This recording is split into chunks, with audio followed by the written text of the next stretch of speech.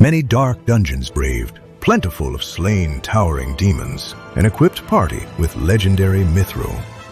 A new cave, ready for the next epic challenge, only to face a tiny, fluffy squirrel. You laugh, you press attack, and one split second later, your entire party is completely obliterated. Total party wipe. Game over. Welcome to the terrifying reality of Final Fantasy V's most deceptive nightmare. It doesn't breathe fire, it doesn't wield a massive sword, and it definitely won't ask you for a nut. It just eats skulls for breakfast. The infamous Skull Eater. In a game filled with screen-filling dragons and multi-headed abominations, the Skull Eater stands out by being absolutely microscopic. Its sprite is tiny, cute, and looks like it belongs in a cozy farming sim rather than a high-stakes fantasy adventure. Its expressivity lies entirely in that contrast. It doesn't need a scary face because its sheer audacity does all the talking. When it unleashes its signature attack, it doesn't use dark magic, it just uses its teeth. It delivers a physical chomp so absurdly powerful, it can cut through a heavily armored knight like wet tissue paper. Talk about a hard pill to swallow, or, in this case, a hard bite to take. Now, why on earth is this furry buzzsaw lurking in the dark? The Jacob cave it resides within is out of the way, filled with valuable treasures, and acts as a massive reality check for overconfident players. The Skull Eater serves as an ecological gatekeeper. It's as if the world of Final Fantasy V is telling you that the deep, forgotten corners of the earth don't just breed monsters that are big, they breed monsters that are efficiently lethal.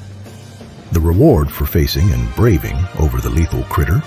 A wallop of 5 ability points, which is extraordinary for how quick it can be defeated by the wary adventurer.